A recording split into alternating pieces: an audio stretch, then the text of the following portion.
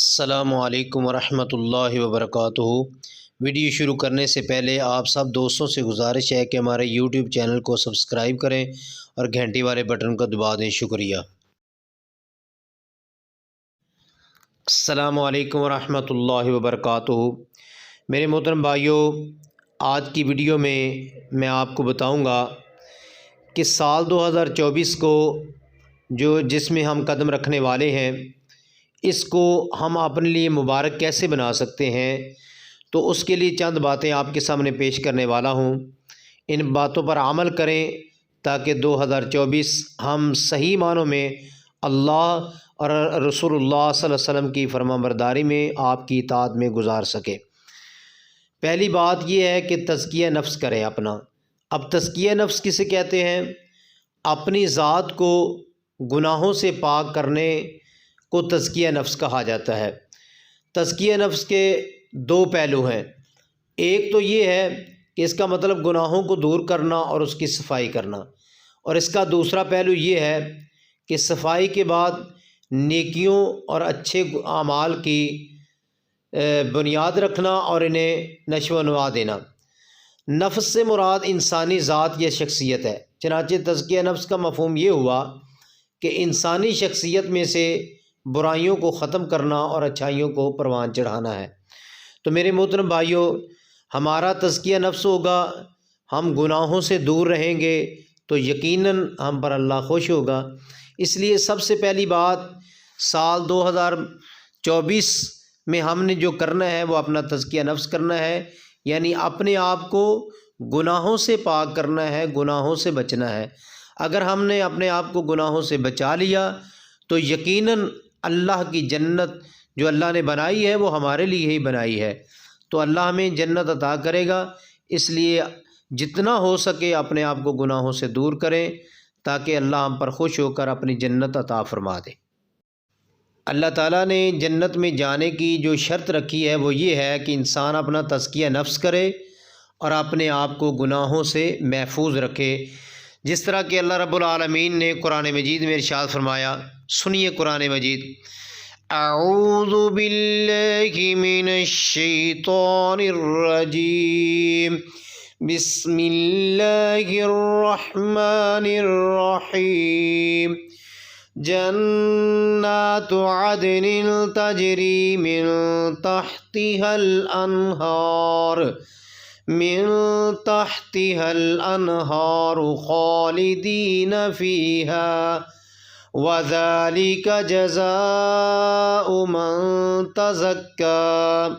اللہ تعالیٰ فرماتے ہیں سدا بہار باغات جن میں نہریں بہہ رہی ہوں گی، وہ اس میں ہمیشہ رہیں گے۔ یہ اس شخص کے لیے جزا ہے جس نے اپنا تزکیہ نفس کیا، یعنی خود کو گناہوں سے پاک کیا۔ میرے محترم بھائیوں، نیو سال کے حوالے سے جو دوسری چیز جس کا خیال رکھنا ہے وہ ہے وقت کی قدر کریں۔ میرے محترم بھائیوں، دنیا کی زندگی اور اس کا مال و اسباب یہ سب کچھ عارضی اور فانی ہے۔ ہر نفس نے یہاں اپنی مقرر مدت گزارنے کے بعد دارالآخرت کو کوچ کرنا ہے، جو مستقل اور ابدی ٹھکانہ ہے۔ بحیثیت مسلمان ہمارا ایمان ہے کہ موت برحق ہے۔ اس عقیدہ پر ایمان رکھتے ہوئے بھی ہم اس دنیا میں غفلت کی زندگی گزاریں تو میرے محترم بھائیوں نہایت تعجب کی بات ہے۔ یاد رکھیں کہ زندگی کی صورت میں جو وقت ہم گزار رہے ہیں اس کا ایک ایک لمحہ بہت قیمتی ہے، اور ایک بات یاد رکھیں، یہ وقت ایک ایسی چیز ہے جسے آپ کسی بھی کرنسی کے عوض خرید نہیں سکتے۔ جو پیچھے گھنٹہ گزر چکا ہے، جتنے مرضی پیسے ارباں روپے اور خرچ کر لیں، اس گھنٹے کو آپ واپس نہیں لا سکتے جتنے مرضی پیسے خرچ کر لیں، اور بڑی بڑی طاقتیں زور لگا لیں پھر بھی وہ وقت واپس نہیں آ سکتا۔ یہ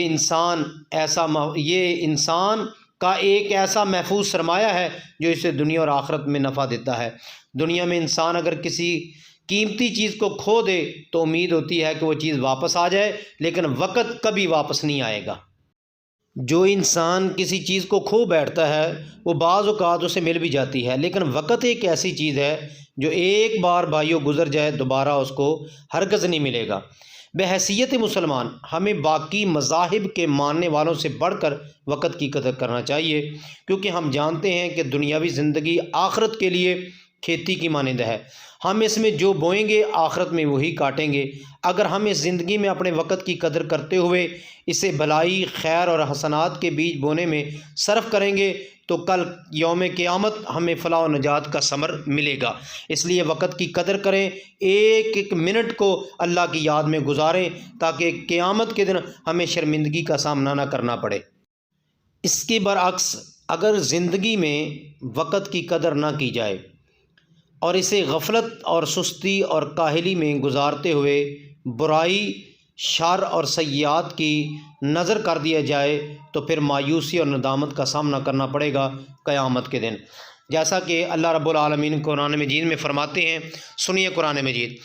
اعوذ باللہ من الشیطان الرجیم، بسم اللہ الرحمن الرحیم۔ اولم نعمرکم ما یتذکر به من تذکر وجاءکم النذیر فذوقوا فما للظالمین من نصیر۔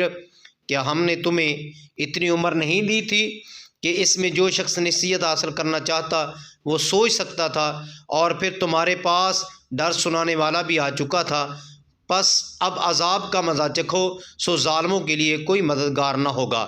تو یہ قیامت کے دن پھر رسوائی کا سامنا کرنا پڑے گا۔ قیامت کے دن اللہ رب العالمین پوچھیں گے کہ میں نے تمہیں وقت دیا تھا، عمر دی تھی، تم نے پھر میرے کہنے کے مطابق نہیں گزاری، لہذا اب تم عذاب کا مزہ چکھو۔ میرے محترم بھائیو، اس وقت گزر چکا ہوگا۔ اگر ہم نے یہ وقت غفلت میں گزار لیا تو قیامت کے دن شرمندگی کا سامنا ہوگا۔ میرے محترم بھائیو، وقت کی قدر کریں۔ اللہ تعالی ہمیں وقت کی قدر کرنے کی توفیق عطا فرمائے۔ تیسری چیز جس کا ہم نے خیال رکھنا ہے وہ ہے صحت کی قدر کریں۔ محترم بھائیو، ہماری زندگی میں صحت انتہائی اہمیت کی حامل ہوتی ہے، کیونکہ صحت ہی کی بدولت انسان کام کاج کرتے ہیں، ساتھ ساتھ اللہ کی بندگی بخوبی کر سکتا ہے۔ المیہ یہ ہے کہ اللہ تعالیٰ نے جو ہمیں بے شمار نعمتیں عطا کی ہیں، ان میں ایک نعمت صحت بھی ہے، مگر ہم صحت کی قدر نہیں کرتے۔ یہی وجہ ہے کہ ہماری زندگی کے سال ہر سال گزر جاتے ہیں مگر ہمیں اس نعمت کا ادراک تک نہیں ہوتا۔ اس تیسری نعمت کے بارے میں رسول اللہ صلی اللہ علیہ وسلم نے فرمایا، نعمتان مغبون فیہما کثیر من الناس الصحۃ والفراغ۔ نبی علیہ الصلوۃ والسلام فرماتے ہیں، دو نعمتوں کے بارے میں اکثر لوگ خسارے میں رہتے ہیں، صحت اور فراغت۔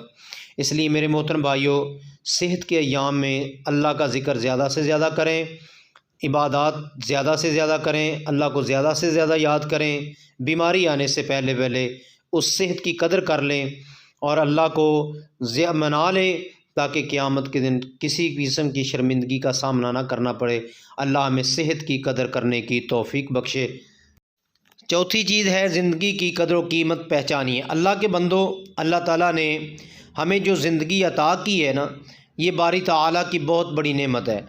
اگر اس نعمت کو محسوس کرنا چاہتے ہو تو جو آپ کے بہن بھائی رشتہ دار فوت ہو چکے ہیں ان کو دیکھو کہ وہ کبھی ہمارے ساتھ تھے، لیکن آج زندگی ختم ہونے کے باعث وہ ہمارے درمیان موجود نہیں۔ لیکن یاد رکھ لیں کہ ہماری زندگی میں جتنے سال بڑھ جائیں گے، یہاں تک کہ اگر ہم زندگی کے 60 بہاریں دیکھ لیں تو پھر اللہ کی ہمارے اوپر حجت تمام ہو جاتی ہے۔ اگر زندگی کی 60 گھڑیاں جی لینے کے بعد بھی اپنے آپ کی اصلاح نہ کر سکے تو یاد رکھ لیں پھر اللہ تعالیٰ کے عذاب سے ہمیں بچانے والا کوئی نہ ہوگا۔ چنانچہ سیدنا ابو ہریرہ رضی اللہ تعالیٰ نے رسول اللہ صلی اللہ علیہ وسلم سے روایت کی ہے، آپ صلی اللہ علیہ وسلم نے فرمایا، اعذر اللہ الی امرئ اخر اجلہ حتی بلغہ 60 سنۃ۔ اللہ تعالیٰ نے اس آدمی کا عذر ختم کر دیا ہے جس کی موت کو مؤخر کیا گیا یہاں تک کہ وہ 60 سال کی عمر کو پہنچ گیا۔ یعنی جب بندے کی عمر 60 سال ہو جاتی ہے تو پھر قیامت کے دن اگر اس نے اللہ کے احکامات پر عمل نہ کیا ہوگا یا اللہ کی عبادت اور اللہ کے ذکر کو نہ اپنایا ہوگا، اپنی زندگی کو اللہ کے راستے میں نہ گزارا ہوگا، تو قیامت کے دن اللہ کو یہ نہیں کہہ سکتا کہ مجھے وقت نہیں ملا، مجھے عمر نہیں ملی، مجھے ٹائم نہیں ملا۔ جس کی عمر 60 سال ہو جاتی ہے اللہ اس کا کسی قسم کا عذر قبول نہیں کریں گے۔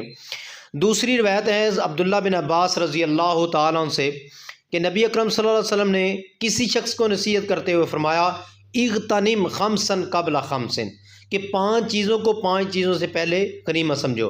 شبابہ کا قبل حرمی کا، اپنی جوانی کو غنیمت سمجھو بڑھاپا آنے سے پہلے کیونکہ جو بندہ جوانی میں اعمال کرتا ہے وہ بڑھاپے بھی نہیں ہو سکتے۔ وصحت کا قبل سقمی کا، صحت کو غنیمت سمجھو بیماری آنے سے پہلے۔ وغنا کا قبل فقر کا، اپنے غنا کو غنیمت سمجھو فقیری آنے سے پہلے۔ وفراغ کا قبل شغلی کا، اور اپنے فارغ ٹائم کو غنیمت سمجھو شغل یعنی اپنے ٹائم شغل فراغت کو غنیمت سمجھو مصروفیت سے پہلے۔ وحیات کا قبل موت کا، اپنی زندگی کو غنیمت سمجھو موت آنے سے پہلے۔ جو بندہ ان 5 چیزوں پر عمل کر لیتا ہے تو قیامت کے دن اللہ اس کو جنت عطا کریں گے۔ اس لیے محترم بھائیوں، جوانی کی قدر کریں، جوانی کے ایام کو ضائع نہ کریں۔ خدارہ غلط مجلسوں میں بیٹھ کر اپنے آپ کو ضائع نہ کریں، وہ جوانی کے ایام اللہ کے راستے میں گزاریں۔ ایک دوسری حدیث میں آتا ہے نا، جو جوان اپنی جوانی کے ایام اللہ کے راستے میں گزار دیتا ہے قیامت کے دن اللہ اس کو اپنے عرش کا سایہ عطا کریں گے۔ اگر اللہ نے صحت دی ہے تو صحت کی قدر کریں۔ اللہ تعالیٰ نے غنا ہے یعنی آپ کے پاس پیسہ ہے، دولت ہے، اس کو غنیمت سمجھیں اور اس پیسے کو دولت کو اللہ کے راستے میں خرچ کریں، اور اپنے فارغ ٹائم کو غنیمت سمجھیں اور اس ٹائم میں اللہ کا ذکر زیادہ سے زیادہ کریں، اللہ کو زیادہ سے زیادہ یاد کریں۔ 1 منٹ بھی ہمارا اللہ کی یاد کے بغیر نہیں گزرنا چاہیے۔